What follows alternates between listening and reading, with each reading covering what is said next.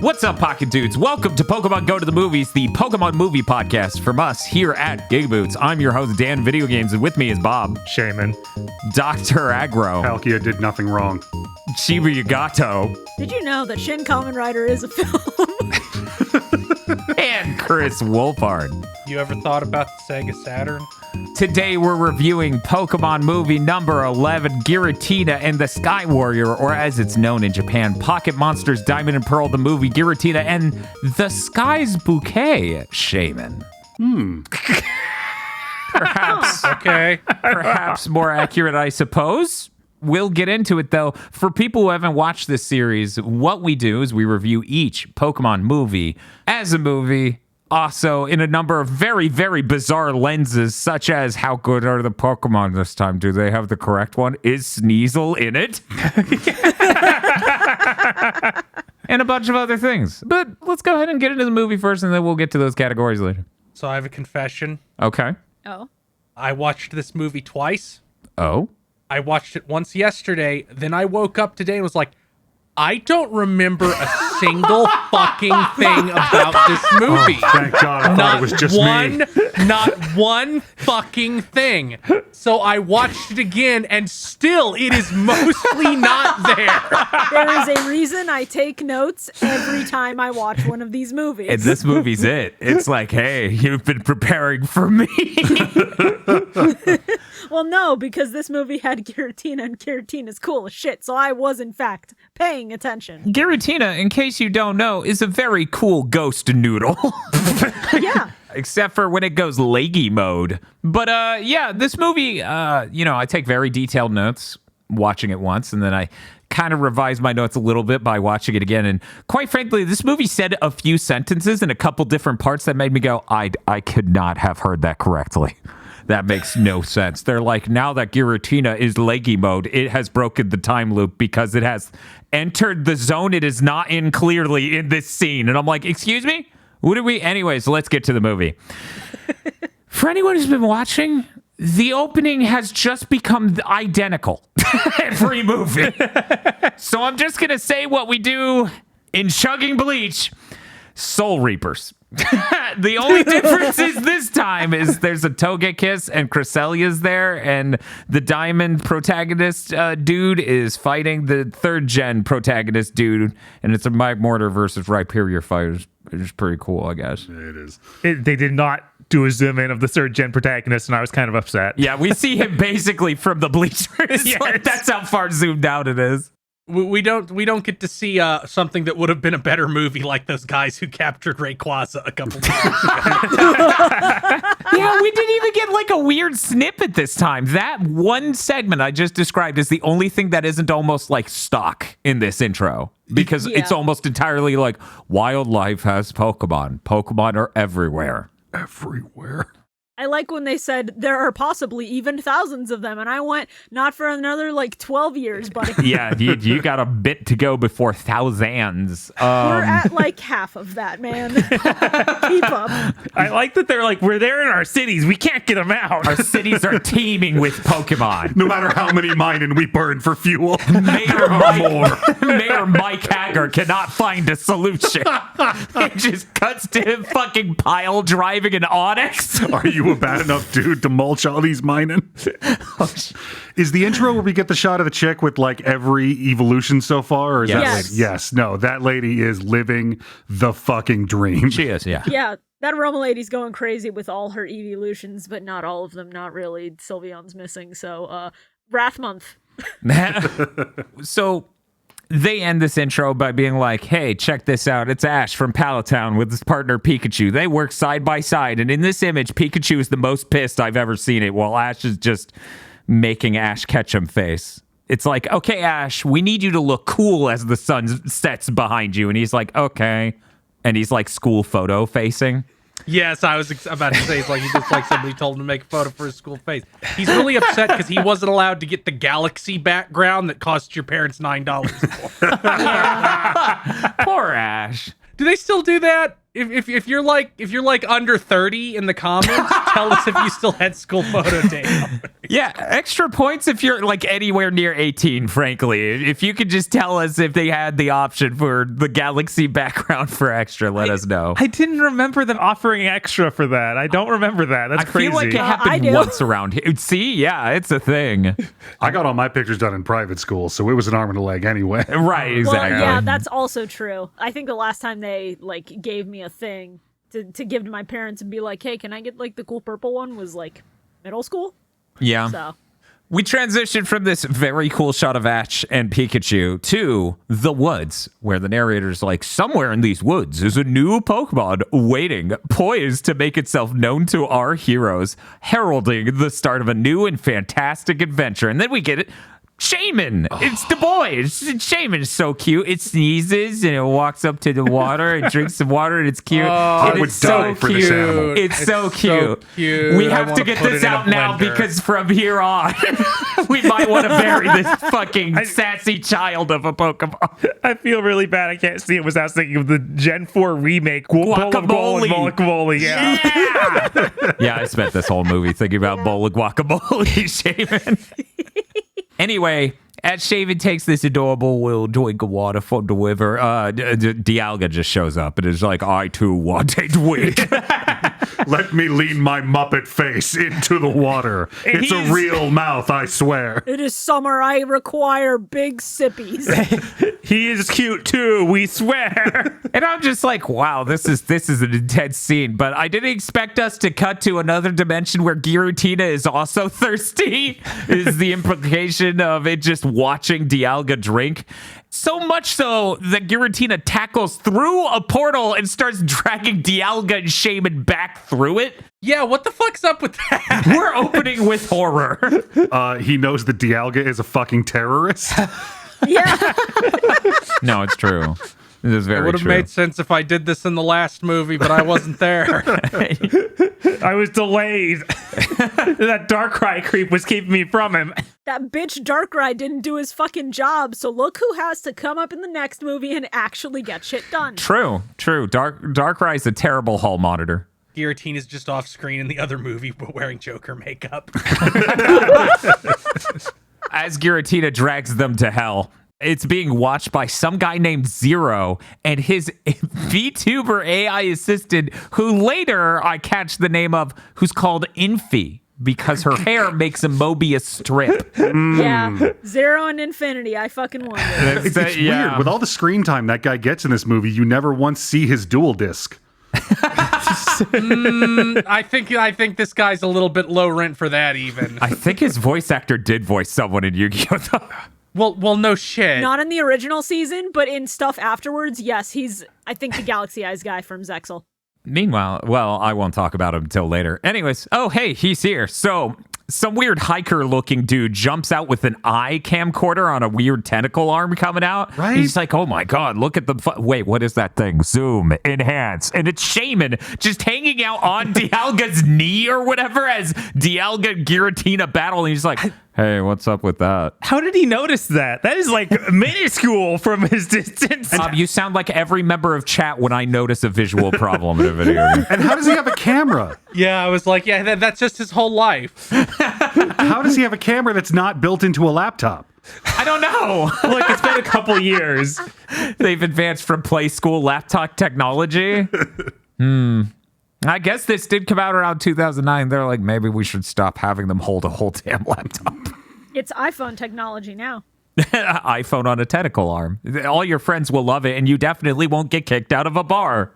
Dialga tries to escape this terrible dimension, but gets dragged back in by Giratina, who is expelling noxious fumes as it flies past the camera and just basically farts this over onto Shaman, who starts flipping out into the air and screaming and explodes with green energy, which opens the portal, sending it back to the river it was just at.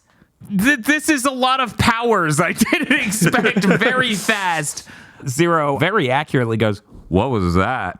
I'm like, yeah, that's where I'm sitting, buddy. Dialga then's like, I'm not going to look a gift horse in the mouth. It just flies through the portal after Shaven and blasts Giratina with some weird shot. Very upset by this, Giratina is like, and opens its own portal to escape. But as it tries to fly towards it, it glitches and appears backwards and then just ends up looping. To explain this, we cut to Zero, who is in a giant flying fortress that makes the guy from Pokemon the movie 2000 look like a peasant. Right? Yep. Yeah. This dude is driving the Rolls Royce of flying fortresses. We are so back. He's also driving the Giratina Rolls Royce of Flying Fortresses. That bitch is just designed after Giratina. It is the funniest shit. It's so good, and his outfit is too, because he has the yellow Giratina brackets on the side of his ribcage, which you notice when he stands up later. Yeah, and then he just has the fucking number 0 on his chest as if he needs to advertise himself to fucking anybody. Yeah. Who cares? Like, dude, no one's... Like, he needs to look cool for his robot girlfriend. He looks like such a loser. It's great. Looks like. Sometimes looks aren't deceiving. Sometimes you don't just normally print the number 0 on your chest. Like, I get that's your name, but you need to think about how much of a loser it makes you look. He was gonna take the picture of him pointing his thumb at himself and put that on the shirt, but then he was like, whatever, Oh, just no. put 0 on. Oh, God. Anyway, Zero's AI waifu explains that Giratina is stuck in an infinite time loop because of Dialga's horse shit. That's great. That's one of the best things in this movie. Dialga just be like, I can just show you into time for jail. Yeah, no, that's insane that Dialga would betray him like this and leave him in another dimension. Funny you should mention that. This does mean that we can accurately power scale Giratina into the DBZ universe. Because he has mastered Gotank's scream to get out of a dimension power. Oh, But he shit. has not yet come to grips with Goku's just ignore time powers being done to you bullshit. That's true. That's true. We have to power scale Giratina as lower than hit. That's fucked up. We quickly get a title card sequence. There's a bunch of CG snowflakes. They were really uninspired this time, but it pops up with the Pokemon logo, and there's a bunch of sounds that don't match the US version. It makes me wish I had the Japanese version to watch. Oh well. And then it shows the title of the actual movie. End scene. Begin scene. Picnic next to the water. Ashton and Brock are hanging out, and for some reason it's playing a cover of Route 1 from Pokemon First Gen. I'm like, this is a 4th Gen movie? We couldn't find any... You can license, like... a Green Day song that's ripped off of this 4th Gen God damn OST. You couldn't do that? Oh, well. They're doing a picnic. Brock says Ash can't eat until he washes his hands, and Dawn is really angry at him, like furious. She's like, you need to do that. What is wrong with you, Ash Ketchum? And I'm like, Jesus, Dawn. Temper down. His hands are pretty bad, though, honestly. Like, that seems They are ludicrous. actually nasty. That's true. I don't have the context of what he was doing with his hands to get them that nasty. Maybe she's fully on point right now. Right? He's a 10-year-old boy. I don't want to know where those hands are. We're trending towards like Ash and whoever, just Brock and that girl just being his parents now. Yeah. Luckily, those vibes aren't as prevalent in this film as they have been in the past. Brock reveals he made some extra special Pokemon food for the Pokemon, so everyone has to reveal all their Pokemons and start whipping them out, and they start eating, and they're all like, yay, look at our Pokemon eat, instead of eating ourselves. And as they do this, Shaman sneaks up and starts eating the pancakes Brock made. Strike one, Shaman. No, Shaman knows Shaman's value. Brock was over here like, look, I made immaculate, big, fluffy Japanese pancakes for us. Hey, animal slaves, come get your fucking pellets. Shaman don't play that shit. Those pellets are nutritionally balanced. If I had been there, I'd have swung a lawnmower down onto Shaman.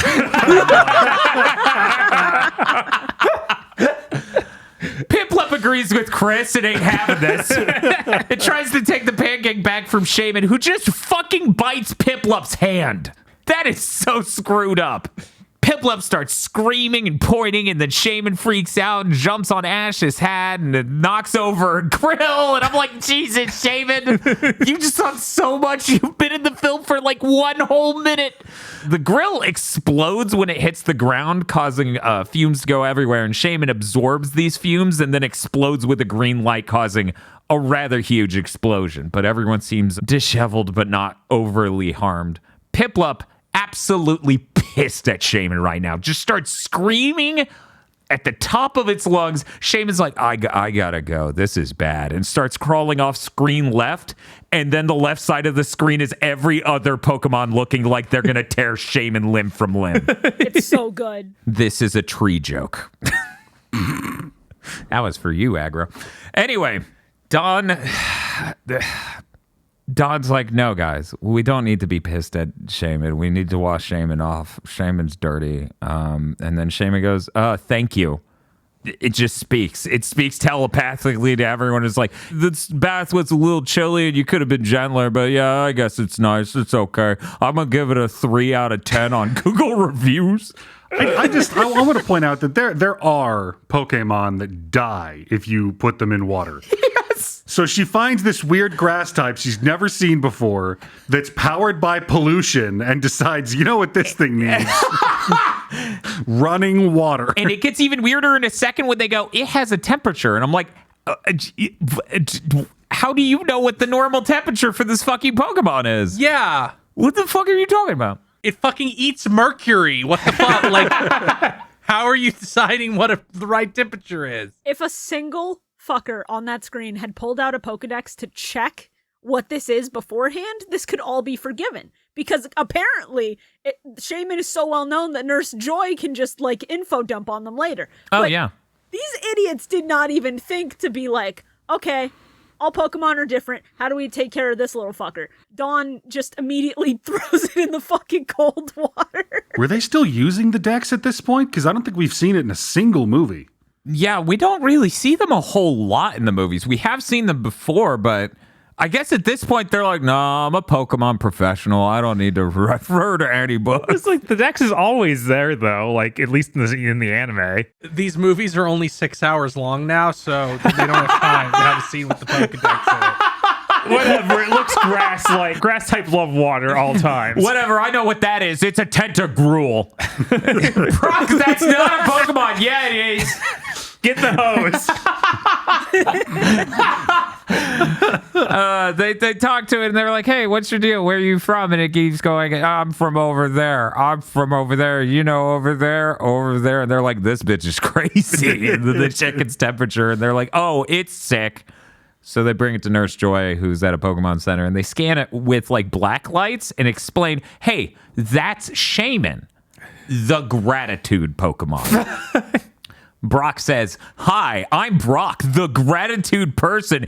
And he squeezes out as many lines and propositions as he can before Krogut just poison jabs him in the back and drags him to hell. Now, I'll give him this on this one. My name's Brock, the gratitude person might be the smoothest he's ever been. Instead of just outright going, marry me, ma'am, please, please, I'm so lonely and horny, please. and he immediately goes like, you know, we could be friends if you want. It's not weird. You could just say no. And then Krogunk stabs him. So honestly, one of the best attempts Brock has made. I'm still glad Krogunk is there. You're totally right. Yeah, this is probably the most medicated Brock has been in one of these moments. Right. Yeah. And then Krogunk just upped his dosage. Shaman comes out of the room. They explain they healed it. And this is really where we start characterizing Shaman. Like, before we could write off everything on Shaman was sick, I guess. But Shaman goes, I don't need to be healed. I heal myself. I am hungry, though. I need food. Wah, and baby want food. Blender. Chris is like, I'm going to make that guacamole bowl. I want to point out, in Pokemon Sun and Moon, the TV series, there is a Shaman that is just cute. And so you're saying not all Shamans are psychopaths? Yes! Maybe this was some exception to the rule. Dawn feeds it a puffin, of which it is not a fan at all. Then it expels a cloud of smoke out of its mouth and into Ash's face. And this is not an accident. Just to be clear, every time this happens, Shaman intends it. Because Shaman's evil. Nurse Joy explains that it's just using seed flare, and that separates toxins into light and water, and then it expels it. Shaman says they should be grateful to her, or it, for doing that at the picnic. The giant explosion. Nurse Joy then explains that Shaman did this once and leveled a whole forest, so luckily your girl didn't have more toxins. Shaman demands to go to the flower garden. Nurse Joy explains in a whole sentence that conveys meaning that there's a migration ritual shaman do where there's a new flower garden that grows wherever they stop and they need to go to a specific flower garden. That's why this child is going to be screaming this the whole movie. Shaman then randomly goes, I can fly. Ash is like, that's cool. And Shaman's like, you can't? Huh. Put him in his place. Just for the rest of this movie, Ash is constantly ready to throw hands with this hedgehog, and it's great. I'm shocked he doesn't a single time, I'll be honest. Me too. I think he's afraid of fighting the Shaman and Dawn, because I think Dawn would take Shaman's side frame one. Yeah. Team Rocket is watching all of this from a closet. I guess they just hang out in the closet of Pokemon centers nowadays. Look, rent's rough. We're in a post-scarcity economy, and somehow they still don't get to live indoors. They owe a lot of people a lot of money, and Pokemon centers are neutral ground. Team Rocket makes them buy their uniform. It's like one of those shitty restaurants. Like, no, we'll take it out of your salary. Also, you have to pay us for the training we gave you. I really like the idea that the Pokemon centers are neutral ground. So that way, you know, we just get the head of the estate from fucking John Wick to come out and be like, Ash, this is neutral ground. You can't conduct business here. They go outside. Oh, wait, I forgot to explain. Team Rocket's delusional, thinks they'll get rich this time. Anyways, they go outside. It's always implied. Yeah, they're just making up a scheme. They're like me when I was 8 years old, and they're like, this book says this penny is worth $1 billion. And it's like, no, that book says $1 billion if that penny were made. That is the opposite of what you think. Anyway, they go outside. Shaman starts to bloom and tells them it's that way. So they start running that way.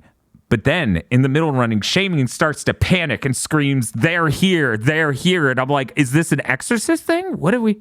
Out of nowhere, Team Rocket just grabs Shaman and starts running. And they make a funny joke about this, and they're running. And it's a very funny moment until a hell portal opens in a metallic piece of art. And Team Rocket starts screaming bloody murder as they're sucked to hell. Dawn... I believe it's Dawn, it could be Ash, pulls the Shaman out of their hands, and as they fall into the portal, they all synchronize scream, slippery fingers! And I'm like, those are great last words, frankly. I hope to go in a way that is that funny. Anyways, the rest of them are stuck outside of the portal, and they're perfectly fine for like 4 seconds, and then the portal sucks them in too, except for Brock, who's just outside going, what the fuck just happened? Why do all movie writers hate me? I bet Brock asks himself that a lot. You know, I think Krogunk may be a self-insert character for one of these movie writers, to be honest. It's just going to be misery, one of these films. Brock keeps waking up and Krogunk keeps poisoning him and putting him to sleep. It is genuinely bizarre how long Brock has lasted. Yes. He has survived 2 heroin swaps. Mm-hmm. I'm wondering when we're just going to open one of these movies. He's just going to be gone. Not even addressed. He just vanished. That'll feel weird for me, even though I think it's inevitable. Yeah, but I think it's soon even. I think it's really? really soon, actually. I think it's like Black White is when they get rid I of mean, him. we're already like 2 movies into somebody else wearing his skin. Every other voice I've gotten used to, but Brock not being Eric Stewart is just odd. Mm-hmm. I'm starting to sort of get used to it in general, but there's the occasional line that takes me out. Shaman, upon arriving in the hell dimension, says, I hate it here and want to leave, but then Giratina attacks. The crew tries to defend themselves against this, but then that weird hiker dude from earlier shows up and says, you can't upset Giratina. Okay, this bothers me the whole movie. If you unspoiler the image, this dude to me looks like this Digimon. Why do you think Edamon, he looks like really? that? He's not him, no. This is strange, Bob. I had no idea why you put this here. Yeah, you've got a dent in your brain on this one. He's got the same weird hair thing. I don't know.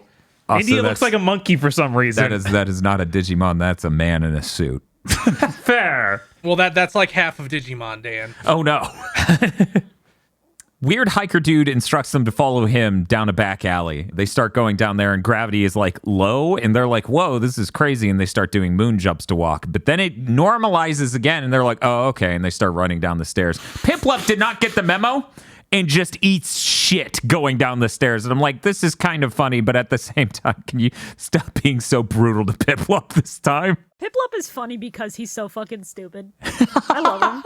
Yeah, he is a weird little blue Donald Duck. The weird hiker guy introduces himself as Newton Graceland. In his field, he's considered a genius. Ash and Dawn mumble something about how humble he is, and Shaman calls him a weirdo, which cues him stumbling in a clown honk sound. This will continue. He explains that this reverse world is the distorted world and that it doesn't intersect at all with the norm. Real quick, though, who here has played Platinum? Yeah. Okay. I thought it was just me and you, Shibuya. I was like, so no one else here knows what the distorted world looks like? I played it Oh, yeah? a million years ago. I did. It was really cool. Sometimes the walls were on the side, and sometimes you walked on them. It was It very cool. It was on the DS. They used the elements of the DS. It's very good. It's very cool. Say, like, this place looks like a cool place to show up in, newer Pokemon games with the art style they're using in the 3D. It also conceptually doesn't make any goddamn sense whatsoever. No, visually, like, if you just look at images of both, this looks nothing like the distortion world from Platinum. He's like, it's the reverse world. I'm like, what is it the reverse of? The regular world, it's categorically not. This is just random Looney Tunes shit. Okay, but the inverse of a world that makes sense is a world that doesn't. So I really like the idea that if we pan slightly to the right of Team Rocket, we're going to see that Dodo from Looney Tunes just being like, do. Fucking love how Team Rocket's like, well, we're in a hell dimension. Must be a movie. Shaman explains, I need to not be here. I need to get to that garden. California. And Newton says, I can get you out. Team Rocket doing the thing Aggro just said. Newton became obsessed with the distorted world and has been researching it obsessively for 5 years now. Shaman calls him a weirdo again. Honk. Spitting truth. There's some weird purple-black clouds that start appearing, and he explains that they appear here when the real world is imbalanced. When the real world's irregular. If only the real world would get some more fiber. Dude, fuck it, I watched the movie twice and I can't fully... The distorted world corrects itself to maintain a balance in time and space is what he says after that, and that's just what we're going with. Piplup gets close to the cloud, and Newton screams to not inhale it because it's poisonous. Piplup is dead. yeah, this is a thick purple fog, and if you walk towards a thick purple fog in a fucked up distortion world, I'm sorry, that's natural selection at work. Excuse me, is that a delicious miasma ready for me to inhale? It's like, I've been here a long time, so maybe it's just me, but don't breathe in the ominous purple cloud. Sorry if that's a warning that was needed. I don't remember. Oh boy, free neurotoxins, yum! Piplup's just a skeleton. It's like a fucking Crash Bandicoot death animation. Oh my god. Oh man, they explained time and space collided and unraveled each other, which was the last movie, which we reviewed last time on Pokemon Go to the Movies. Giratina apparently watched that battle the whole time and was so furious it attacked Dialga in the real world when it was drinking water. But Shaman Seed Flare managed to help Dialga escape, which means Shaman is a criminal. It's true. I thought you were going to say this. Giratina was day drinking. I was so mad it was day drinking. He's just sitting on its distorted porch, drinking beer. It's got a white Russian in each of its weird cape fingers. Everyone realizes this is why Giratina is so angry at Shaman, who then blooms smugly. We're not sure if it's the blooming or smugness that causes Giratina to then sense it. They find a bubble with Brock in it, and Ash immediately accidentally pops it, causing him to get knocked over violently in the real world. I thought he was going to get, like, Makima squished. Oh, no! Oof. Luckily, Brock is just at hurtling several feet and landing on his ass confused because he has no idea what's up. About how this world doesn't reflect the real world too well. They walked like a mile, and then they found the bubble with Brock. Well, yeah, it's like the Nether in Minecraft, where it's much bigger than the normal world. Whereas I think it's backwards. The real world is much bigger than the Nether. we cannot spend so much time investigating the sense of the because what, to be clear, the game does not reflect any of the shit we've said about the distortion world, basically. Well, this is a reverse world. It's totally different, Dan. I don't know they're why you're... both the distortion world. I'm sorry. The weird thing is I think the movie calls this the distorted world and the reverse world, but does not call it distortion world. Anyway, moving on from all of this, Giratina shows up. Shaman jumps onto Ash's head, tries to get him to run, but it's not fast enough. Giratina grabs Shaman with its mouth, which is like really horrifying because it's huge and has those side pincers that are yellow. But it wasn't really Shaman. That was Substitute. They find a rift after realizing Shaman's safe, and Shaman's so smart. And then Shaman goes, "Damn right I am." Ha ha ha. They find a rift that they could get back through, so they all jump in, causing them to slide out one by one out of that reflective metallic art from earlier that they got sucked into in the first place. As they're escaping, though, Newton tells Ash they need to avoid mirrors because that's how Giratina can see the real world. And if these movies keep having horror movie rule sets, I'm going to lose it. I don't know what you're talking about. That's just his stand power. Seriously, stay away from mirrors. It's just some fucked up shit to tell anybody. Yes. Yeah, I guess. I mean, because is this existentially horrifying for me? Nah, you just ugly. Team Rocket misses the rift and almost died. But in this moment, one could say Team Rocket was betrayed and left in the distorted world. Giratina is mad. I should have put that shit on a button this episode. Elsewhere, the AI waifu explains to Zero that Giratina is surfacing and Dialga is nowhere nearby. It's outside of the radar's range. That's right, this fucker just left the movie. I cannot believe this. You ever just start shit and then leave the film you started shit in to arrive in another one? Look, he just wanted a drink. He just wanted a drink. He didn't want to get involved in all this. It's like if just some guy started some shit in a bar and got it burned down, and now the people who burned it down and the original bar owners are doing a fight for the rest of the movie. That guy's he just left. He's gone now. He ain't gonna deal with any of this. Ash tells the others Newton's grave warning about mirrors. And as he says this and explains this thing, the art behind him, this weird metallic structure, starts rippling and Shaman screams, "It's coming!" So they start running away, and Brock is flabbergasted because he didn't go to the distorted world and he has no idea what they're talking about or what the hell's going on. Zero sees this from his grand palace and says he's going to deal with things himself. It's only now that I noticed the Giratina brackets on his outfit because he has to stand up and walk out of the room. And I'm like, these are great PJs, dude. Yes, that's also when I noticed it. Yeah, same here. The main crew's now on a bench. They're explaining things a bit to Brock. Shaman continues to be a little shit. And then Zero flies up on a weird hover glider and an army of Magnemites, Magnetons, and Magnezones. And he says, "Hey, I want Shaman." And they go, "We don't think you're Shaman's friend." And Shaman's like, "He's not. No." So they start blasting their way out and run down some nearby streets and eventually sneak onto a train, losing the trail of the horrible horde of Magnas. Shaman, I hate how many times I need to say this in this film. The scene starts with Shaman saying, "I'm hungry." Brock tells Shaman there's no more pancakes, so Dawn feeds it a poffin. Shaman leaps into Dawn's arms and says, "Dawn is so much nicer than Ash, and Ash is mean," and then sprays him in the face with noxious fumes. It's at this point that I wish Shaman was in every episode of the anime from now on. If you mixed Togepi and Chikorita and made it hate Ash, it would be this thing, and I love it. So, I have an important question. Okay. What the fuck did Dawn put in those poffins? Because the only time Shaman, spits the gas is after eating a poffin. Bitch, what the fuck is in those? Yeah, Pollution. they're toxic in some way. They have stevia. Yeah, they have stevia. Stevia just does that to you. You know what? Fair enough. The moment this happens, Ash is so clearly about to go Homer Simpson on Shaman and go, "Why, you little?" And just grab his fucking neck. But doesn't, because he would have to fight Dawn, and you could see that in her eyes. I just had the realization I haven't watched enough of the Pokemon with Dawn to know if she is actually a bad cook, and it's like that stereotypical anime thing of like, This woman can't cook. right.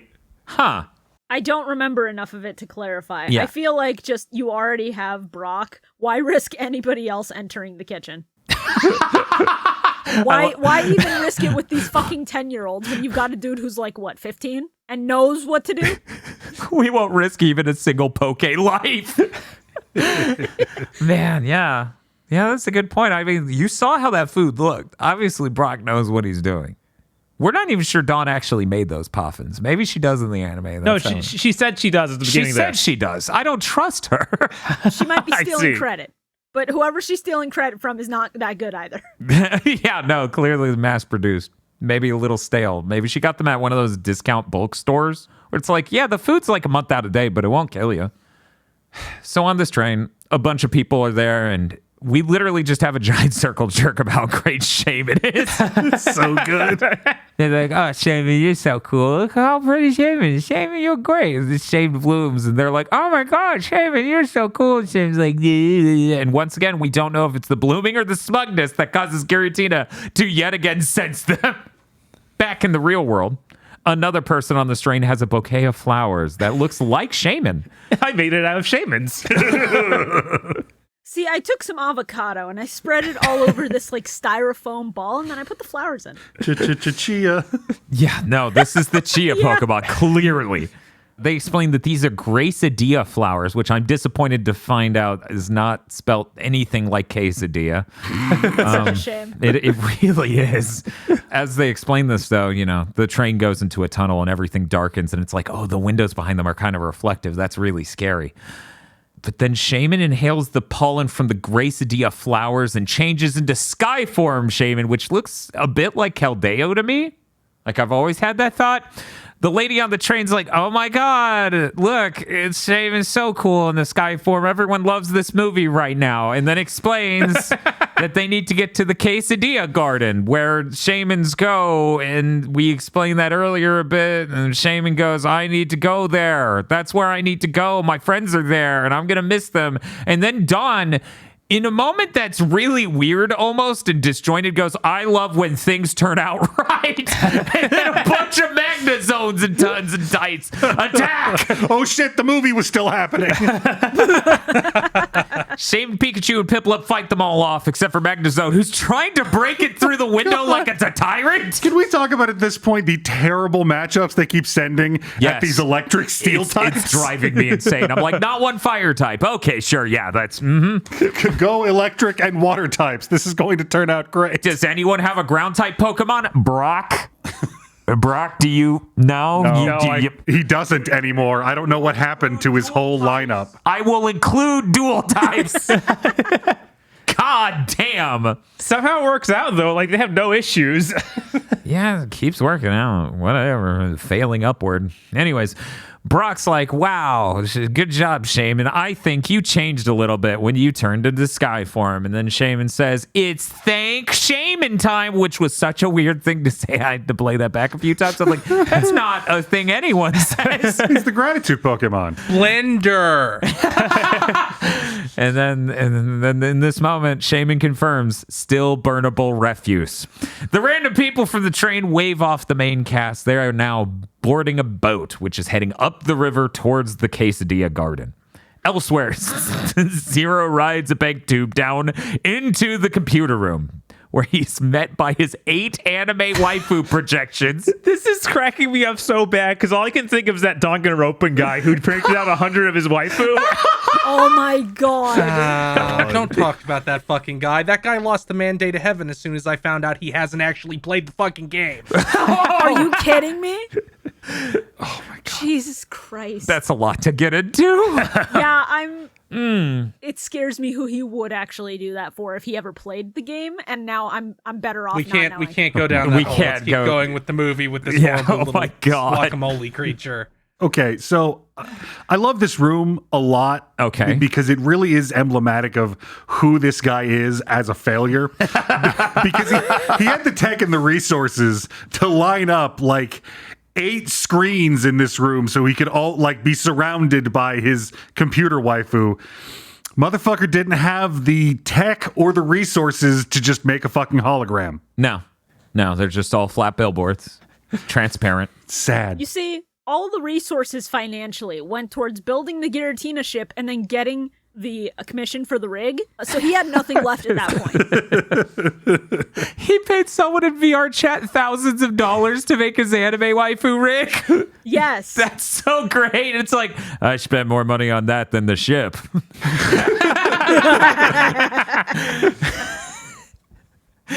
Anyway, as he arrives at his anime waifu projection room, which is the main chamber, she explains that Giratina surfaced just once, which is a weird phrasing.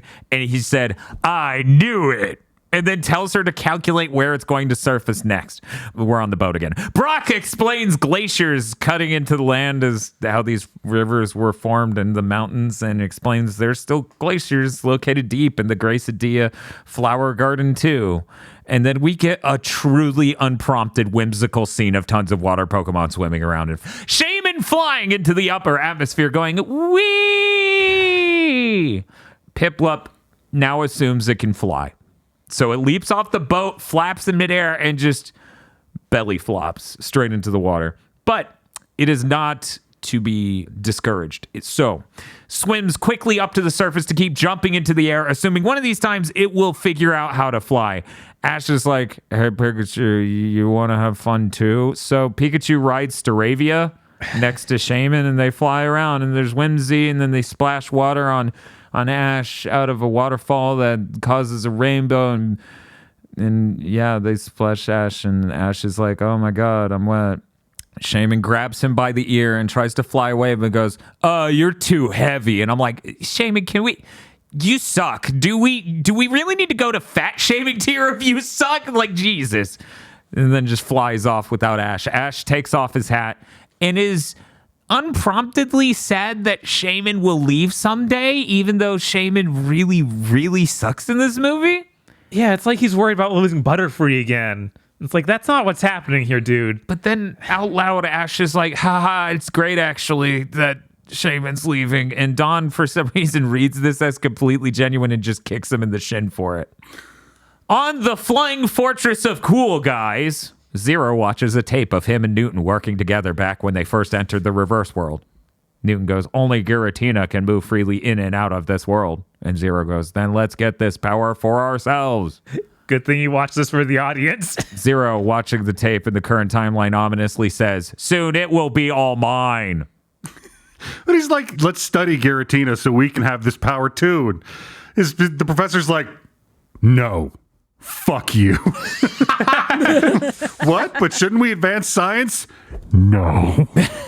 The AI tells Zero that Giratina has just surfaced. In the water next to the boat, light appears. They realize it's a portal. Shaman says, I'm not going in there again, right before getting sucked in there again. Zero flies into the portal right after them.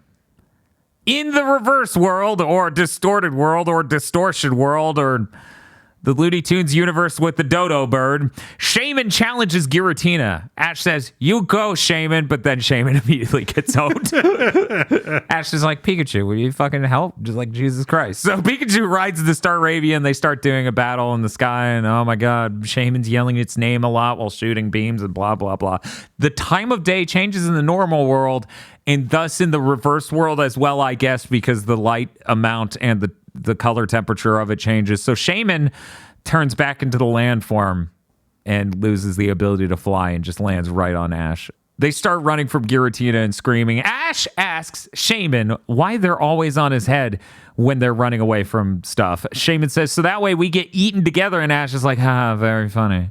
Newton shows up and the main team runs up a bizarre spiral pathway to his cave, which Brock is like, what the hell's going on? As he runs up this path because he's new to this. Giratina is now circling outside of the cave while Zero explains how happy he is to be home where no one can bother him. Zero's such a loser. You had a gigantic spaceship with 8 waifus. Is that not enough, Zero? Can you not just go to the North Pole and live your life? Right? just make it your fortress of solitude, right? Just park that thing in an iceberg. He can't just be a NEET. He also has to be the world's worst incel. He played a Shin Megami Tensei game and got really into the idea of the world re-origination. Yeah. He's like, I have to have my own dimension where no one will talk to me. Team Rocket apparently has just been in the reverse world fetching things for Newton, just random bottles and things, but Jesse and James sell it as, hey, we're his top pupils, and Meowth's like, no, we're not, clearly. We just get random crap for him. Shaman runs up to Meowth, who it's just met, reminder, and goes, hey, I want food. Meowth calls it a greenback, which might be racist, and then gets sprayed in the face by Shaman's smoke. Two Magnemites immediately show up, grab Shaman, and fly outside of the cave. Everyone follows it outside of the cave, and then they get grabbed. Zero is explaining he's going to conquer this world and says Newton is dumb for hiding it from the people. Zero looks at a purple cloud, talking about how people defile this reverse world, and these two ideas really don't mesh up well. The Magnemites spin around the dark cloud and then funnel it into the main characters. And then, after trying to subject these humans and a normal Pokemon to it, they then shove in Shaman so it can absorb it. And then Zero yells, do it. Use Seed Flare to open a hole for Giratina to get into the real world. The main cast explains that Giratina isn't going to eat Shaman, but is just trying to get rid of the Magnemite.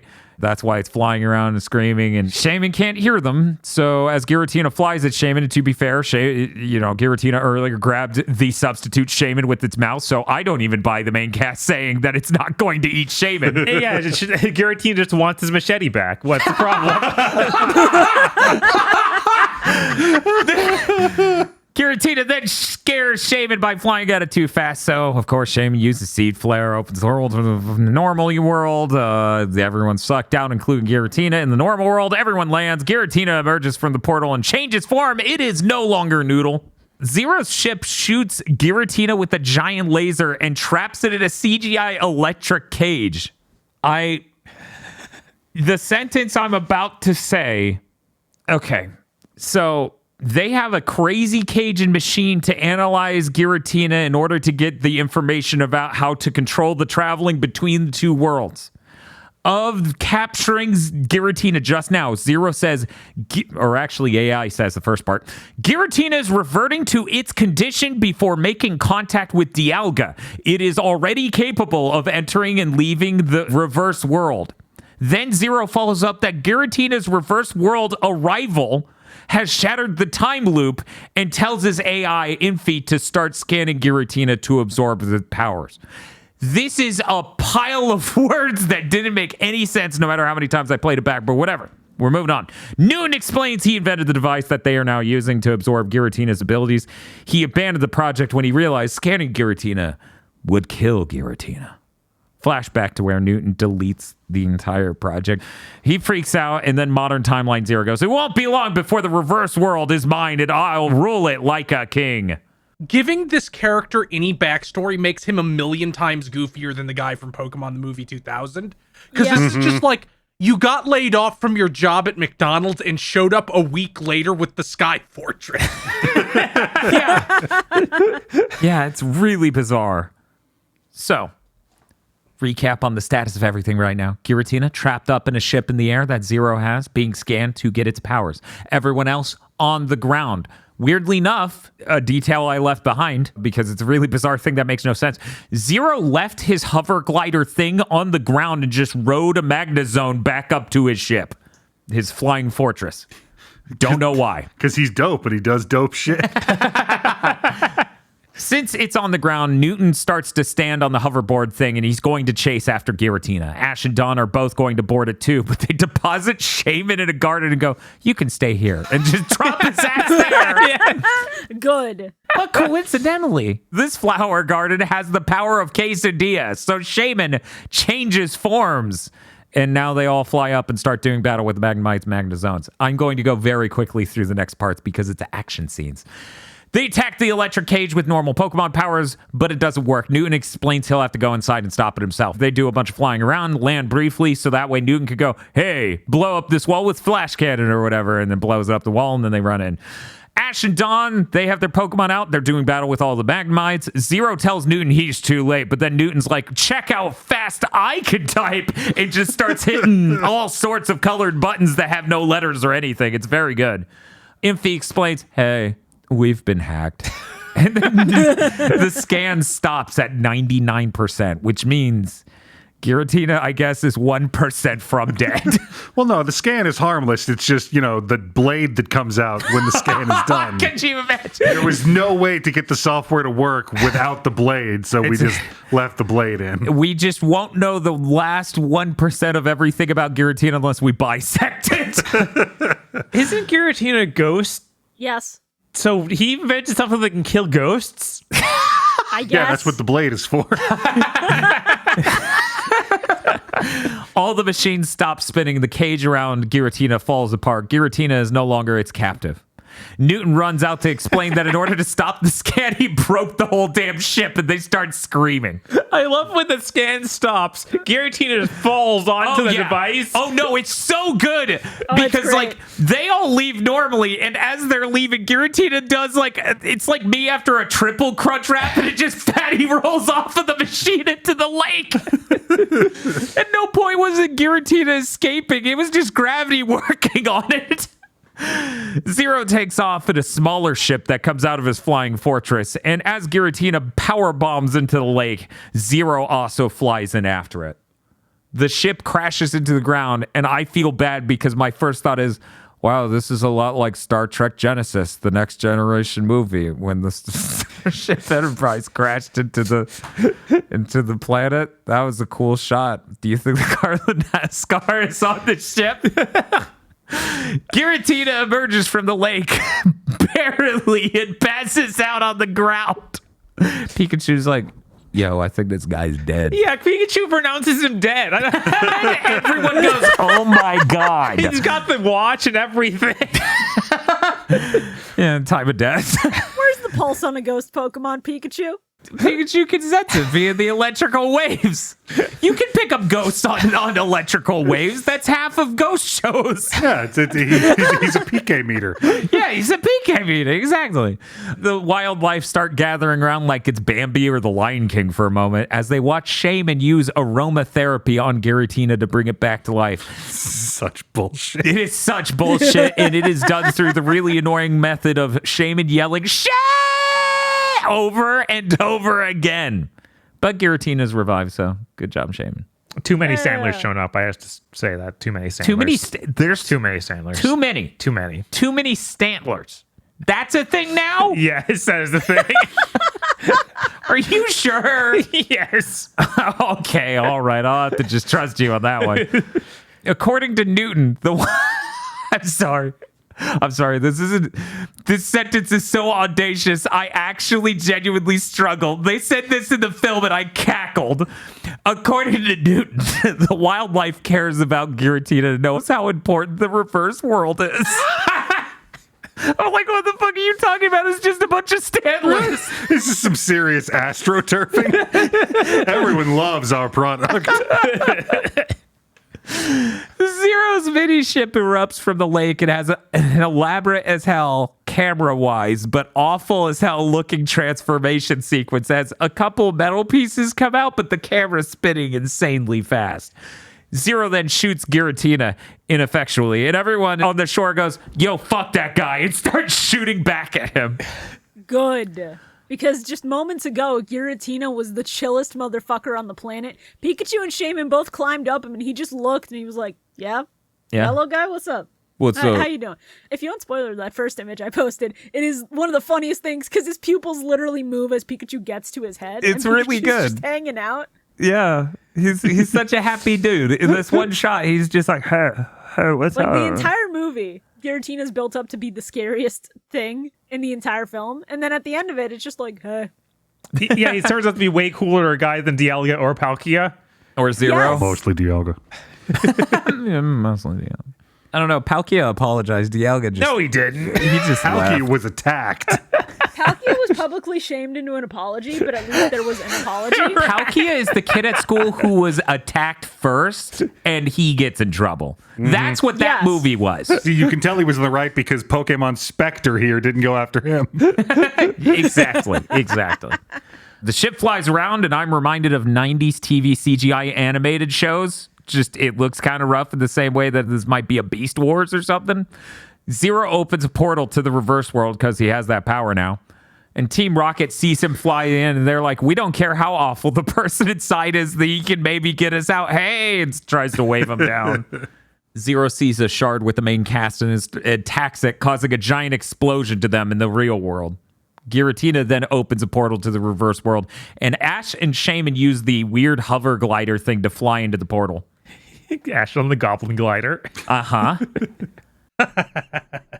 Zero keeps talking about how he's going to protect his lovely reverse world and attacks random ice crystals, which shatter a glacier nearby in the real world, revealing a temple that contains Regigigas, Yeah. who has had enough. It's Act 3 now, bitch. It's not a top tier Pokemon movie without a sudden Reggie jump scare in the middle of the third act. Because, yeah, we do that now. Unfortunately for all of you, that purple shit is neutralizing gas. It should just start playing the Ava battle music as it shakes to life. Yeah, Regigigas should be about 5 times his normal size for sure. He just starts to leave his dope-ass temple. Massive glaciers start sliding down towards Newton and the crew, and they say that this was Zero's plan. Zero also says it was his plan. I don't buy this for a second. Zero seems really stupid. Pikachu and Shaman attack Zero. Zero screams that he's just trying to protect this place. A bunch of Pokemon use ice attacks in the real world to freeze the lake, which will hopefully stop the glaciers. This includes Bidoof. Yeah, I'm not sure I follow the logic of the only thing that can stop ice is ice. More ice, yes. Yeah, I don't know. At least there's an attempt being made, except for the 4 Aeron and the Lairon who are just standing here. Rose really think they're on the team here, and I don't know if I respect it or pity it. Look, when the Adhooch's squad shows up to help, the whole Adhooch's squad shows up to help. You know what? Fair enough. Ash and Giratina are both attacking Zero. In the notes for these movies, I have to clarify that this is Ash's Pokemon who are attacking and not Ash, because that shit is absolutely on the table as an option after these other movies. Ash could take this guy. He really Like, could. straight up. Yeah, Zero in a ship versus Ash. I don't know. My money's probably on Ash. Yeah, but that ship came right out of the Sega Saturn. So, I don't know. All I could think of the whole climax, I'm like, this just looks like a fucking PS1 cutscene. Like the textures, everything. Yeah, are you saying this is a ship from Radiant Silvergun? I thought it was an Einhander boss. The thing that specifically kept jumping into my mind is like, this looks like some shit from Bomberman Hero. Wow. Newton explains that the glaciers will crush the gardens and the town nearby. I'm sorry, it's still like, oh no, this huge thing of ice is coming down the hill. What should we do? I think we should add more ice to it.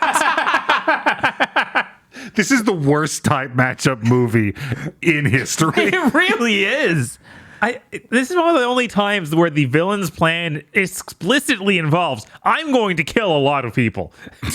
I still don't But it buy that wasn't it was his his fucking plan. plan. Like, I know everyone's saying it, but I don't buy it for 1 second. This is him lucking into an evil plan with casualties. He did not account for this. This is just him going with the flow better than most other villains. No, it's true. It's absolutely true. Like, this is straight up the Bount arc moment of, haha, we tricked Uryu to open the portal.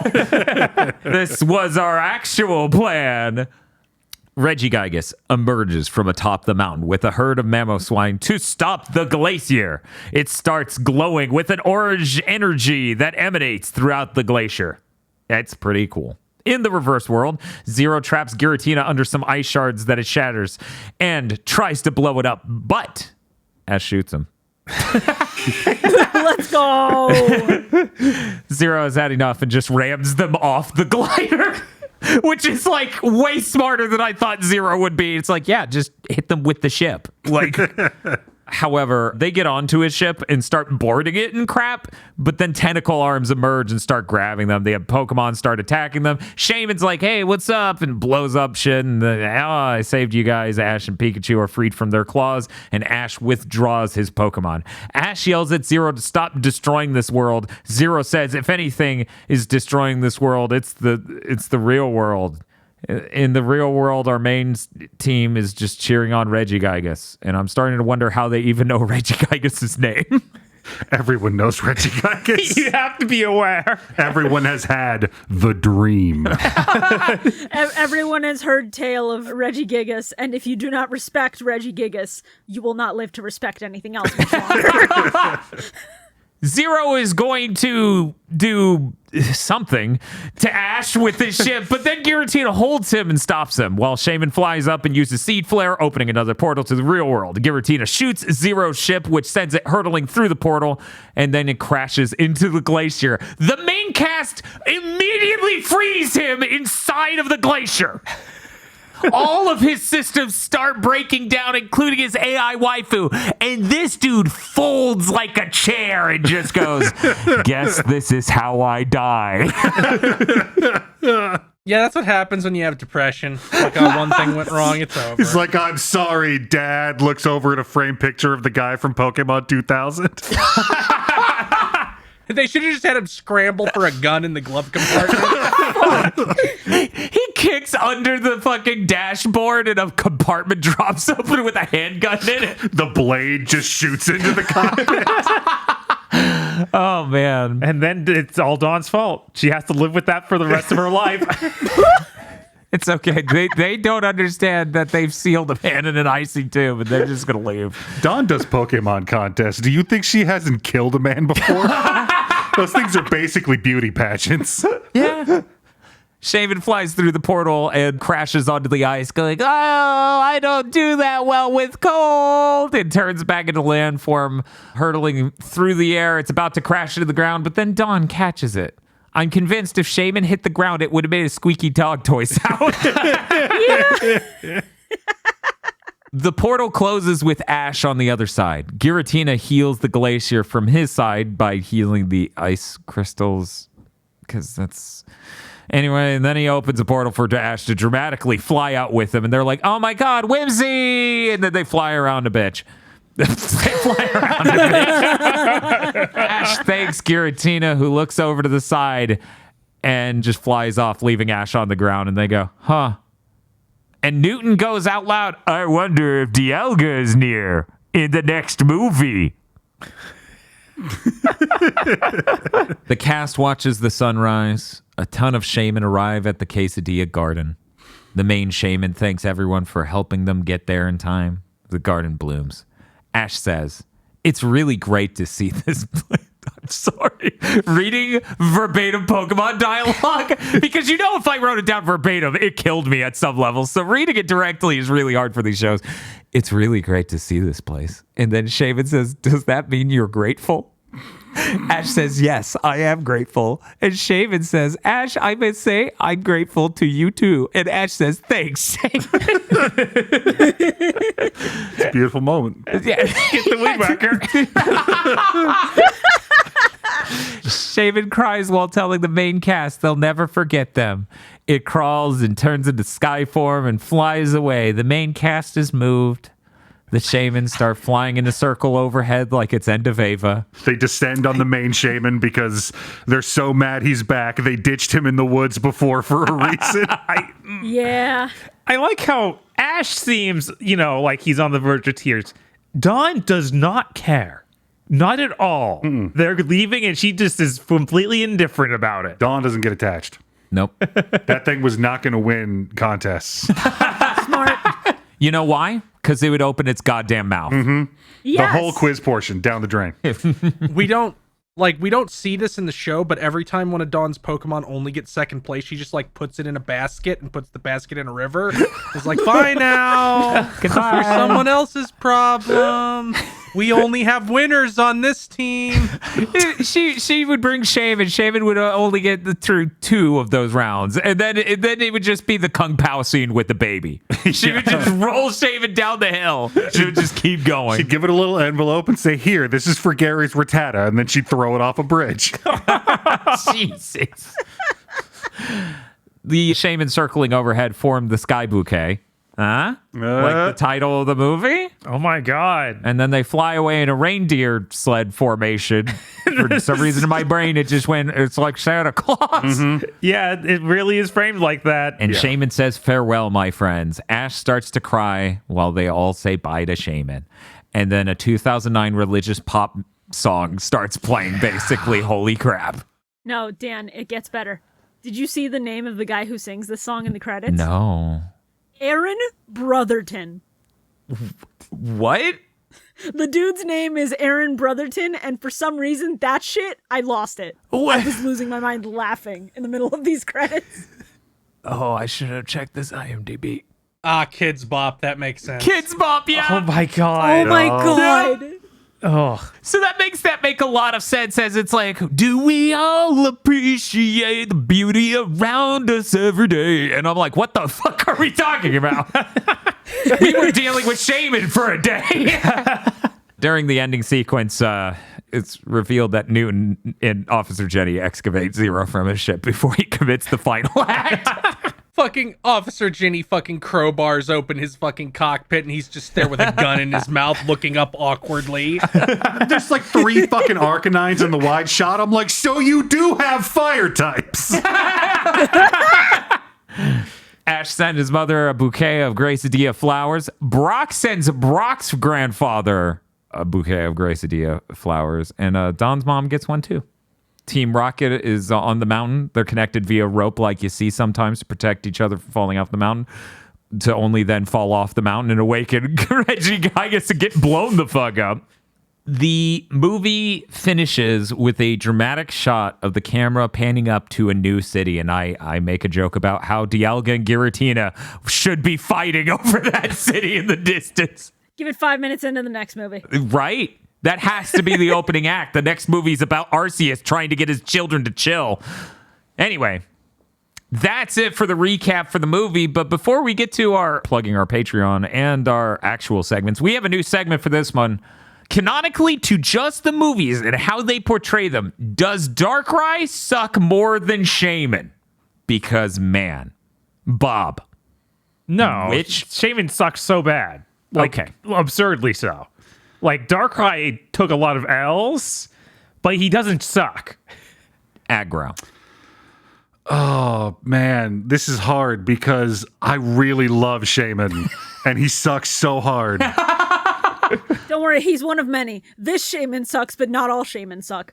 Oh, but this Shaman is so good. But like, oh, yeah.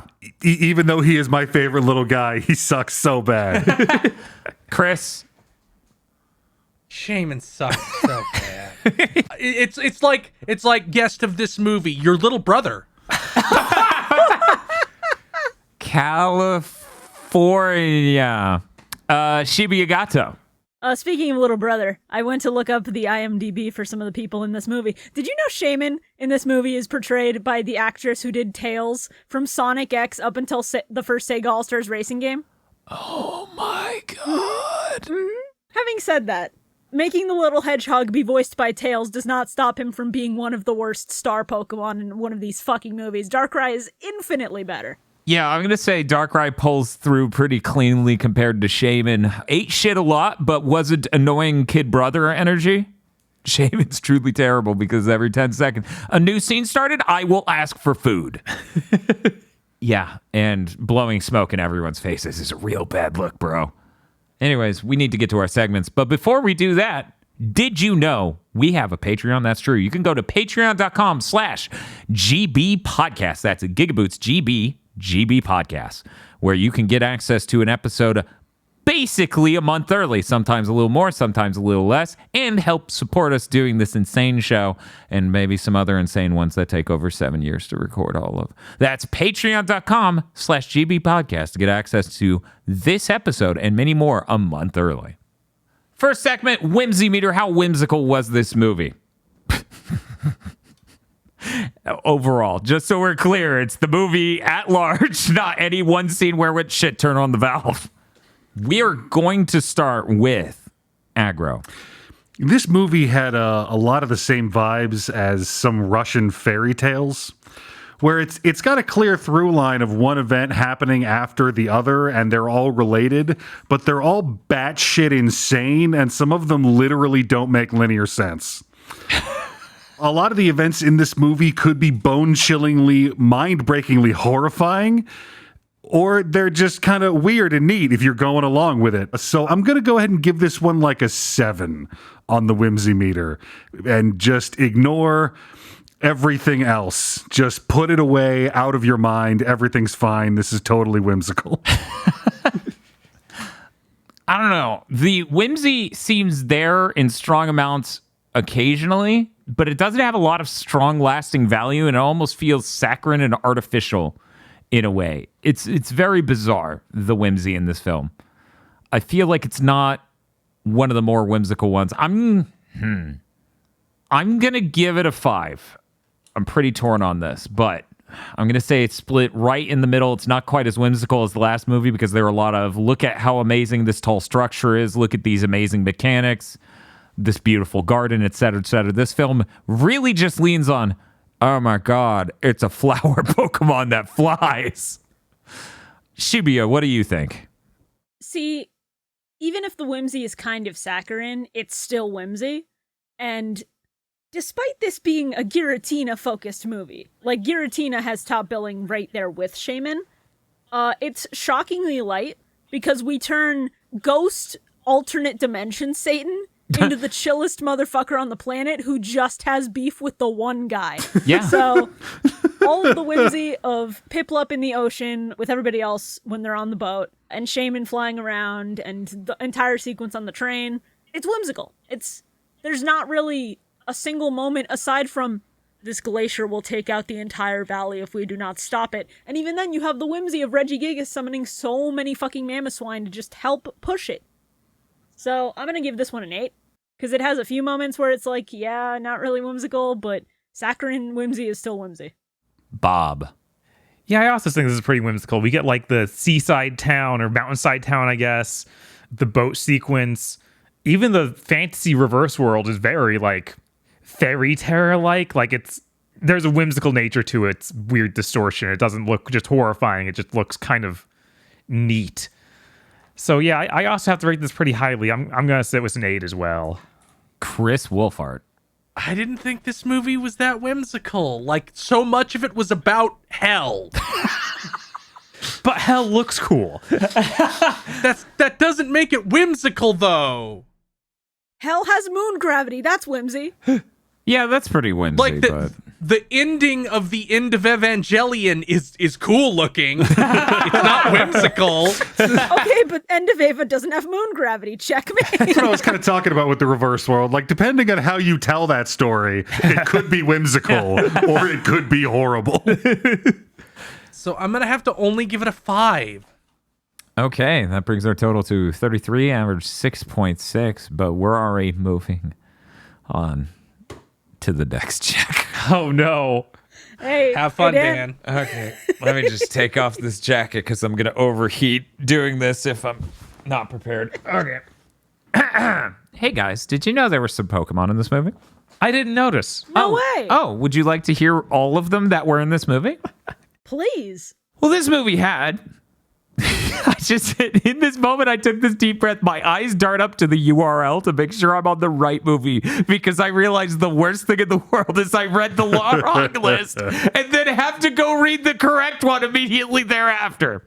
Oh, yeah. This movie had Pikachu, Meowth, Piplup, Staravia, Turtwig, Chimchar, Weasel, Gliscor, whatever, Baniri, Pachirisu, Ambipom, Swinub, Sudowoodo, Krogunk, Happy Knee, Glammeow, Magnemite, Magneton, Magnezone, Shieldon, Teddy Ursa, Smeargle, Fluffy, Rhyperior, Magmortar, Shaman, Giratina, Dialga, Palkia, Regigigas, or Regigigas.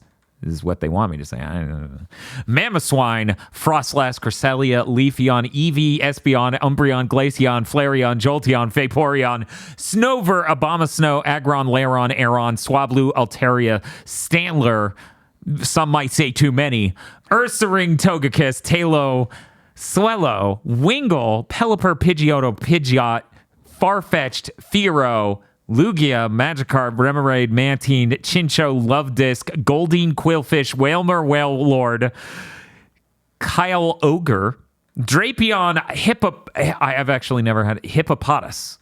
That is hard. Anyway, Hippopotas, Hippowdon, Absol, Geodude, Graveler, Golem, Sandshrew, Sandslash, Steelix, Salamence, Seedot, Heracross, Pinsir, Jumpluff, Lady Bob, Victory Bell, Butterfreed, Shroom. Oh my god. Shroomish, Breloom, Sunclorn, Rhyhorn, Kangaskhan, Cubone, Dugtrio, Tauros, Executor, Rapidash, Murkrow, Honchkrow, Pichu, Smeargle, Wooper, Magby. Wait a second, these are in the Pichu posse. We didn't even watch that short. Oh no. Houndour, Snorlax, Asmorel, Teddy Ursa. Now we're out of the Pichu posse. Electrode, Ghastly, Coughing, Luxio, Perugly, Electivire, Combi, Spheal, Celio, Walrein, or Walrein, Finneon, Luminion, Sentret, Furret, Bidoof, and Bibarel. Listed under others because they have Pokemon and humans as categories. Others, Infi. So true, Infi. And that's it. That's our Pokemon for this movie. Now time to do the Dex check. We're going to see how good everyone thought it was. Here's my problem. Normally, this isn't how I operate, but in this movie, it was at an all-time low. I feel like barely anyone other than a very small set of main cast Pokemon got to do jack fucking shit in this movie. I feel really bad that we have all of these really cool dudes just sitting off on the side like Smeargle. It's just like, what's up? I guess Bidoof got to shoot an ice beam. But I think they have some good picks here. I want them to do more with them. So here's what I'm going to do. I'm going to give you 6. That's the best I could do. I just talked to my manager on this. That's the best deal I can offer right now, movie. I'm sorry. Can't go any higher than that. Shibuya. Yeah, this is a dex that feels like it was cherry-picked to have a lot of really good ones, because we're shockingly lacking in Gen 1 rep for this. Like, to a degree that feels insane for a Pokemon movie. We're just in a world with no Rattatas. Yeah, Finally. shockingly. And I feel like a lot of the picks that they made are strong, but I fully agree that they're underutilized outside of, like, 3 members of Ash's team, Piplup, and the Legendaries. That being said, there are both a Swinub and a Sudowoodo in the main cast, and they were underutilized, but they're there, so it gets a 6 from me as well. Yeah, it really is the moment of, like, if they didn't have a picnic, would Sudowoodo done a thing? No, but the fact that he was there is elevating it by probably a full point. Yeah, I'm happy to see a Sudowoodo. Bob, what are you thinking? What's your dex check coming in at? Yeah, I'm in the same situation. If they did not have enough for them to do, but I appreciated how many there were. We even had Frostlass in there for a few seconds. It's true. So normally, this would get an 8 from me. Unfortunately, too many Standlers. Oh, no! Too many! It goes down to a 7 because there are too many Standlers. Bob, Stantler debuff. Bob, this is terrible. First you want all Rattata executed. Now you want all Stantlers executed. This is just Coming for the normal types. This is terrible. Look, they introduced the real deer Pokemon next gen. Oh my god. The real deer Pokemon's next gen. Chris, where's your dex check coming in at? Once again, this movie slid off my brain like fucking Teflon. Yeah, I understand. I enjoyed the scenes of all the Pokemon going, you know what'll solve this? Ice. So I'll give it a 6 for that. Yeah, I do feel like if that scene didn't happen and the picnic scene didn't happen, ain't nobody doing anything except for Piplup, Pikachu, and Staravia, basically. Hey, Aggro. Tell us how we're wrong. Actually, no. I was really happy to hear that the underutilization problem was picked up on across the board. Yeah. You've got, I mean, like not a lot of strong picks doing good stuff. You've got some weak, here's a group of things that no ice beam at the end. What's really propping this lackluster lineup up is that Giratina rules. Yeah. Even though its transformation of finger cape to finger legs is a sin. Shaman is just the best, hands down, all years. Reggie Gigas showing up like Mothra at the end of the fight is amazing. It is. And what this movie lacks in a high number of quality picks, it makes up for in a few quality picks that exist in a high number. Massive crowds of Magnemites and Magnetons, entire herds of Mammoth Swine, and so many beautiful, majestic Stantler, you dumb son of a bitch. Man, a grass fan and this aggro is just racking them up. Come at me. 6. Okay, that's fair. Look, I was pretty happy that they had the Magna Zones. I didn't expect anyone to pop off over Stantler. I speak for normal types who can't speak for themselves. You know, I didn't really expect any strong feelings about Stantler one way or the other, so to have strong feelings in both directions is a fucking shock to me. I didn't realize we had such a divisive podcast. Is this one of those like weekly shows where we have to have somebody defend both ends of the political spectrum? It's your English class where it's like, all right, someone has to play devil's advocate here, except someone is way too willing to play devil's advocate in this one. We move on to the gun check. Could this problem have been better solved with a pistol? Shiba Yagato. Anybody who says no is insane. Literally, when Newton is deleting the files, he should have also deleted his assistant from life, and then we're good. Because the moment, no, you don't understand. The moment your assistant, who is participating in your unethical experiment, is like, you can't stop even if it'll kill the Pokemon, you have to take a good hard look at yourself and realize what will happen in the next 5 years if he is left unchecked. And you have to go, this is for the betterment of all of humanity. Yeah, I see where you're coming from. In my research, I discovered there are no laws in the reverse world. Oh, no. They'll never find the body. And as we've established, left to his own devices, Zero would not take the out until it's too late. But by then the damage is done. Yeah. So the only instance where the gun really helps is if Newton has it. That's true. At least for me. That's a hard argument for yes. Bob? I think there's even more times that a gun could have ended this pretty well. When he shows up and somehow off-screen captures all of them with the Magnetites, Uh-huh. Ash just has the gun. He just needs to turn his wrist a little bit because he's always got it in his hand.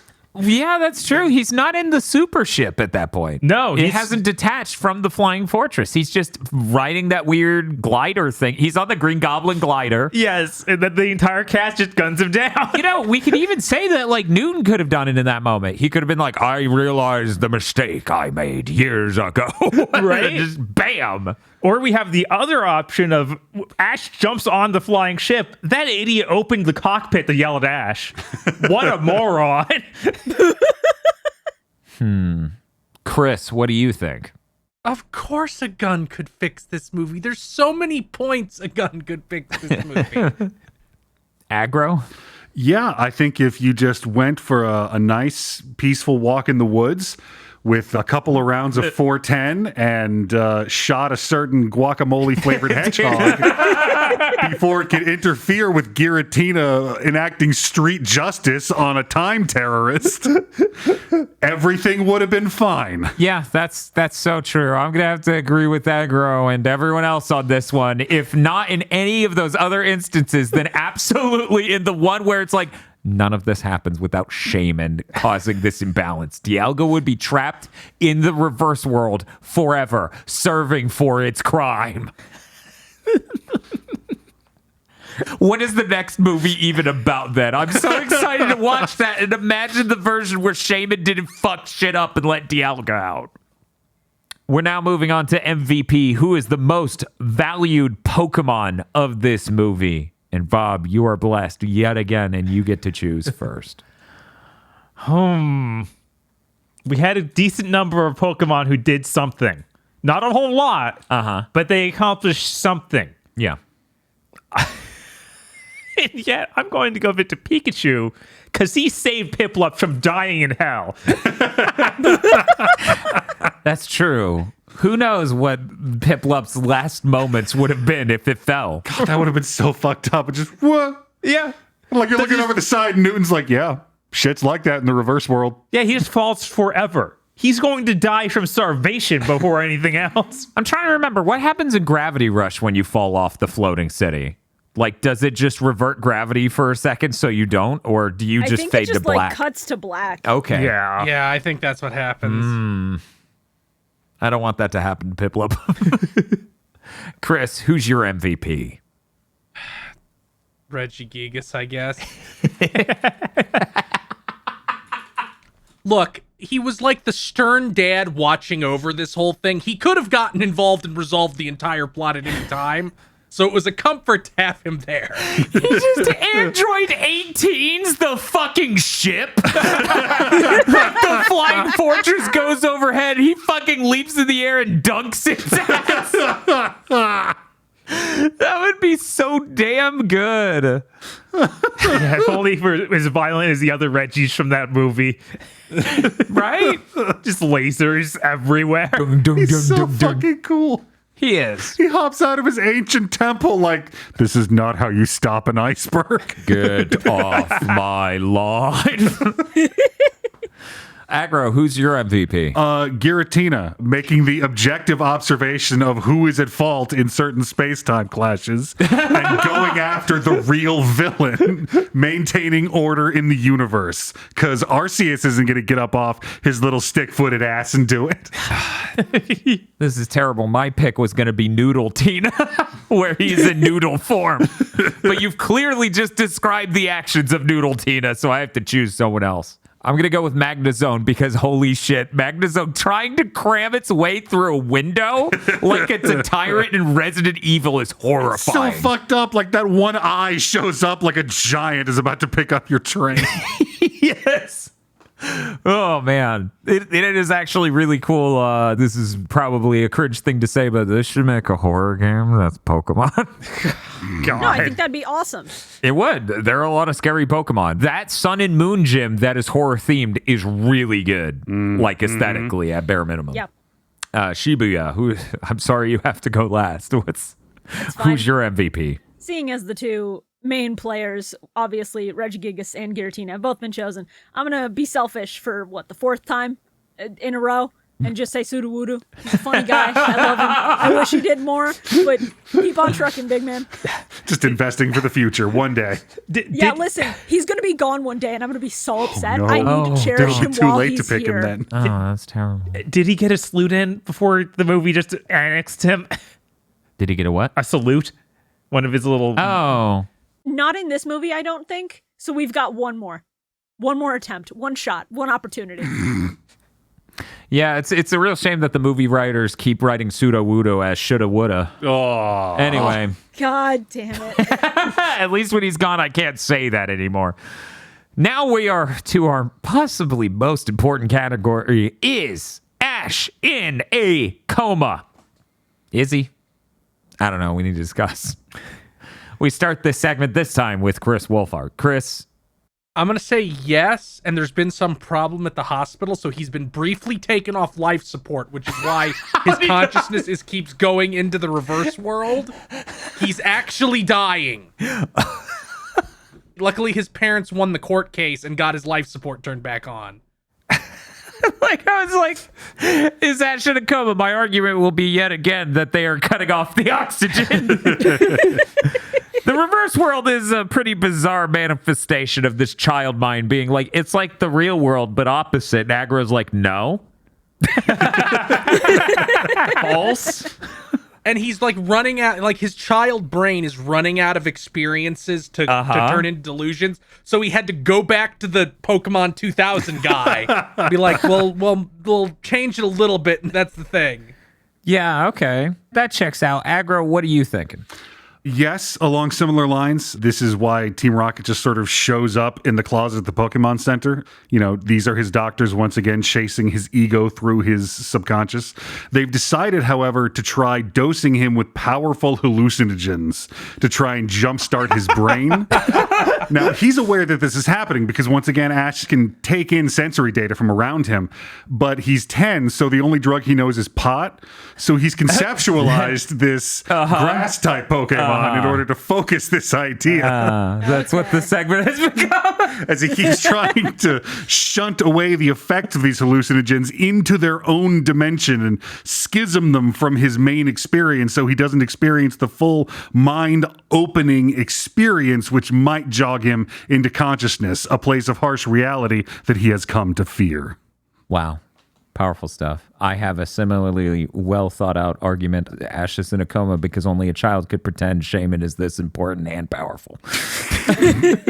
Shaman then opened a portal to the real world and I spit my soda out. I'm like, you fucking what?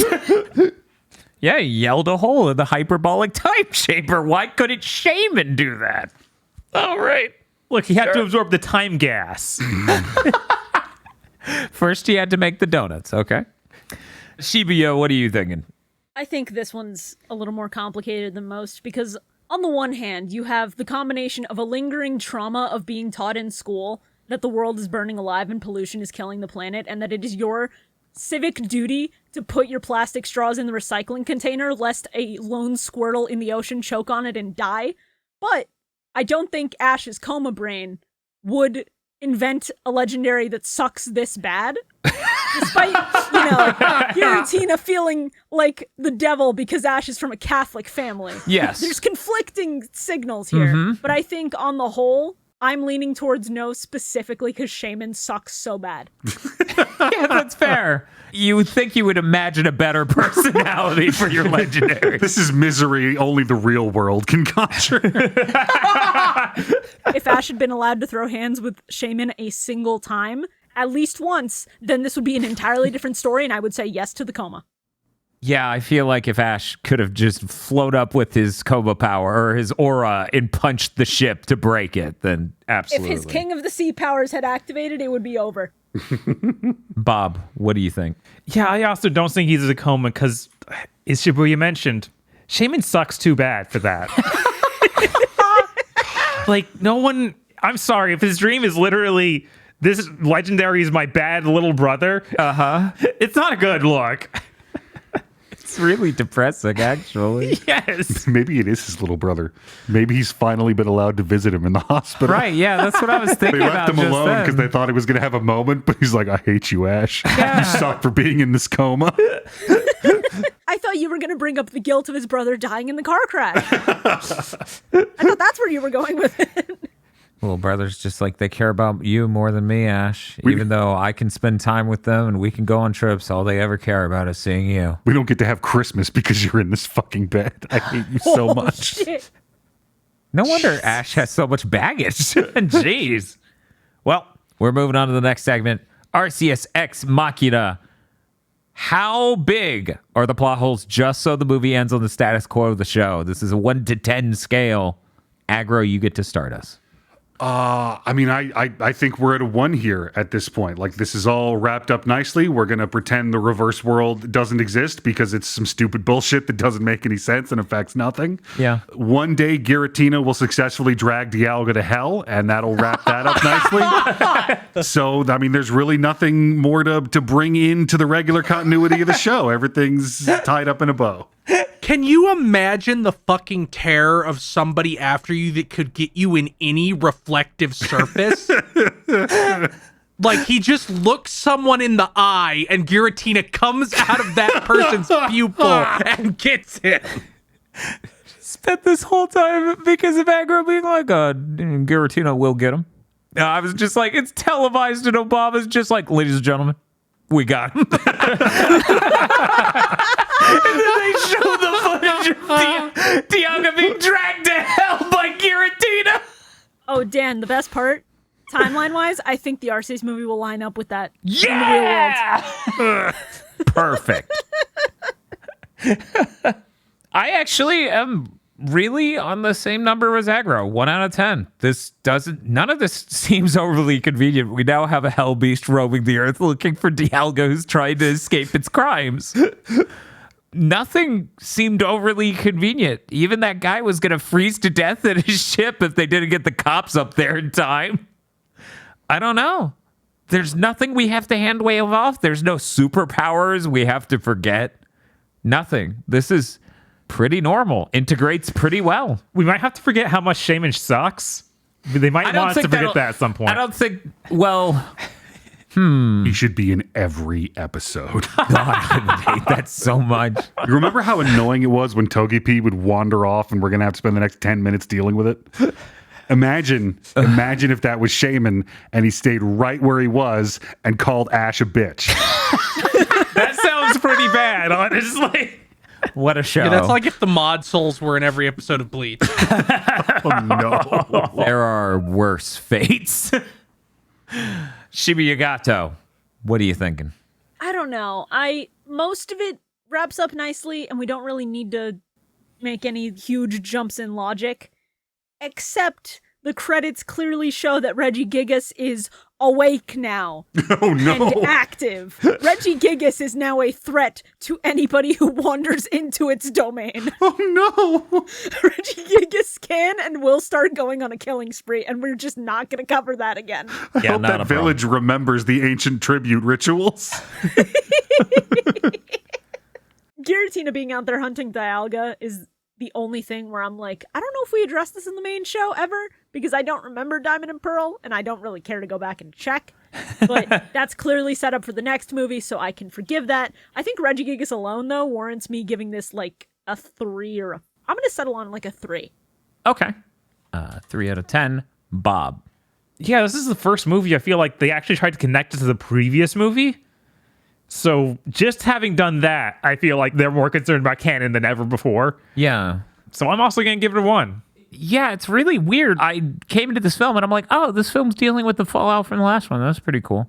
What do you mean the next one's dealing with all of this and the prior movie? Is this an MCU thing? One moment, these are supposed to be one-off films. Yeah, when you do that, it kind of makes you bulletproof against this accusation a little bit, because whatever they'll get in the next movie. Yeah. Chris? Yeah, 2. That's where I'm sitting. Like, there's not that much, other than once again, it's like, okay, Ash, go back to your normal adventure where there aren't fucking guys running around in He-Man Sky Fortress everywhere. Like, now, is Ash just way, way, way atypical? Like, what's the rate per 100,000 citizens of the Pokemon world that encounter a lunatic with a Sky Fortress? Yeah, I don't know. Probably not that common, right? I should hope not. I mean, like, there are a lot of maniacs who would, but it seems like Sky Fortress isn't like a popular aesthetic in the Pokemon universe. There aren't that many of them, so... Okay, well, with that out of the way, we now just need to get to our ratings. For people who don't know, we rate these movies on a scale of 1 to 493, because that's how many Pokemon there are in the world for now. Oh, crap.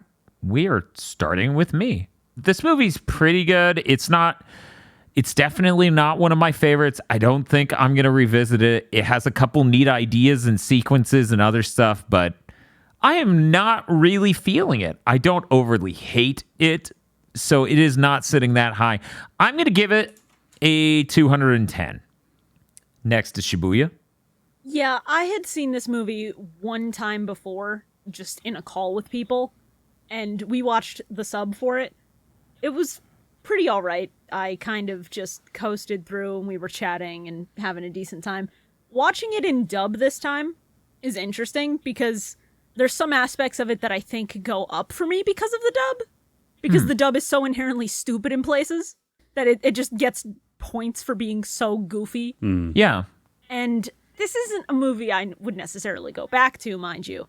But I think for a turn your brain off Pokemon movie, this one's pretty all right. It doesn't have anything super objectionable about it. And it has a couple scenes that I like vividly remember as just being fun. Like, I will think of Giratina just looking at Pikachu on his head and going, "What's up?" for the next, like, 3 weeks at random. So I think on those merits, I'm going to give it probably a 392. Okay, now we're moving to Bob. I like this a good bit more than the last movie. I felt like it was the cool parts of the second Pokemon movie, whereas the last movie was like the bad parts of the second Pokemon movie. All things are relative to the origin point of Pokemon the movie 2000. I really like the train scene and all the stuff with the little town, but it feels like that's very little of the movie. Yeah. I guess I'll let it roll with a 350. I enjoyed it. I probably wouldn't seek it out again, but it wasn't anything that I'm like, oh man, it was really grueling to get through. But you would say it was worse than the Ranger movie, the 9th one, the one 2 ago. Yes. Okay, then you've chosen the correct number if that's the sound that came out of you trying to judge that. I'm sorry, this didn't have a pirate with a super mech bodysuit. Right? That's why my score is like significantly lower than that. But yeah. Chris? Like I said, watched it twice. Can barely recount anything about it just because of its fucked up, bizarre structure. Yeah. Also, I fucking despise Shaman. I hate him. I want him to suffer every moment of every day. We need to bring back Agent Orange just for Shaman. Oh God. So I'm going to give this a 127. This is fucked up because you would use that on Shaman and you would be like, you've only made me stronger, Chris. Powered by pollution. Aggro, you're the last person. Chris is very apt in his description of this movie. It's basically Teflon, but the parts that I can conjure are really cool, even if they're completely unrelated to the main plot. Like, look over there, Regigigas is awake. Is that important to us? Not really. In Aggro's head, like half of this movie is Giratina doing American History X. I wish it was that brutal and Giratina was just fucking ravaging the entire countryside. It's like Giratina murdered a herd of toros. It's so mad at you, Dialga. Where are you, you four-legged bitch? We're gonna offer you up for the fucking sacrifice because we needed to stop ruining our crops. So, yeah, like, there's a lot of cool stuff that happens in this movie, but it's just kind of a weak movie, so I'm gonna give it a 300. For some reason, the absolutely brutal Giratina made me just think Pokemon the movie, Giratina the Sky Warrior, directed by that DC guy. I forgot the name of the director just now. Zack Snyder? Yeah, Zack Snyder, where it's just shots of Giratina looking godlike and descending on fearful people. Honestly, I need Giratina with like a chainmail coif and Rob Steiner's voice. And I want to see him do a six-legged Frankensteiner on a motherfucker. The scene of Giratina grabbing Shaman with its mouth, and some DC fanboy just posts the most brutal death in Pokemon history.